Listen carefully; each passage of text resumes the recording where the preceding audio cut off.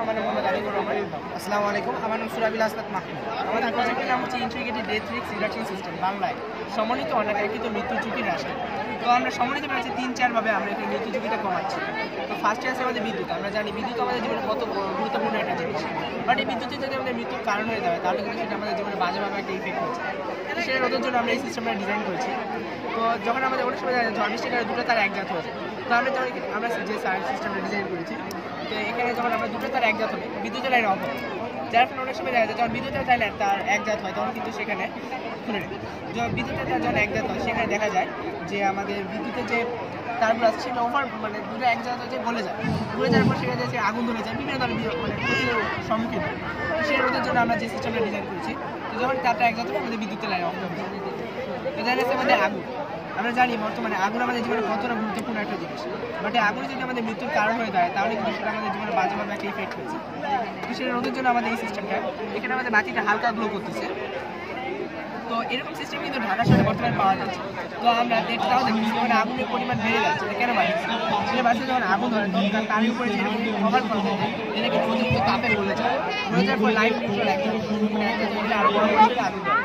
তো আমরা যত বৈদ্যুতিক আগুনে তা পানি দেওয়া যায়, তো এখানে আমরা সেভাবে সিস্টেম যখন আগুনটা ধরবে প্রথমে আগে বিদ্যুতের লাইন অফ, দেন পানি স্টার্ট।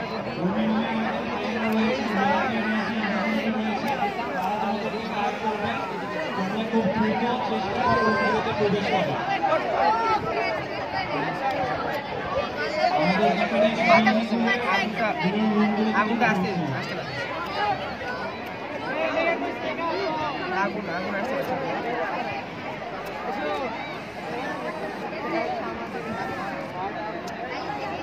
পানির মধ্যে বিলীন হয়ে আছে।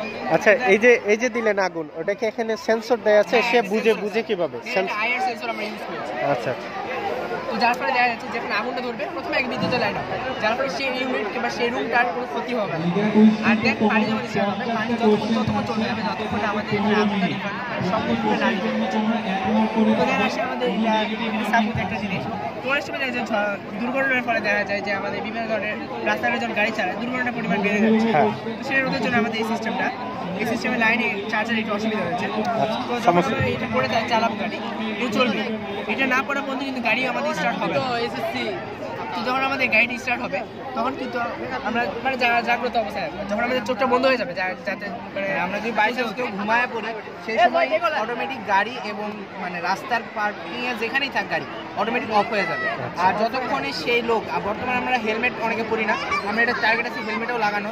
হেলমেট না পরলে গাড়ি স্টার্ট নিবে না, এমনকি এই চশমা না পরলে সে হচ্ছে মাইক্রো বা কোনো গাড়ি কোনো কিছু স্টার্ট নিবে না, এমনকি সে যতই চেষ্টা করুক কাজ করবে কোনো গাড়ি কাজ করবে। আমাদের আচ্ছা, অসংখ্য ধন্যবাদ।